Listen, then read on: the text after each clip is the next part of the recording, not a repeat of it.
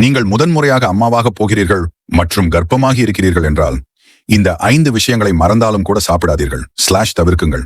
இல்லையெனில் குழந்தைக்கு ஆபத்து ஏற்படலாம். முதல், முழுமையாக வேக வைக்கப்படாத உணவுகள், குறிப்பாக கச்சா முட்டைகள். இதனால் கிருமி தொற்று மற்றும் இன்ஃபெக்ஷன் ஏற்படும் அபாயம் அதிகம். இரண்டாவது, கச்சா பப்பாளி.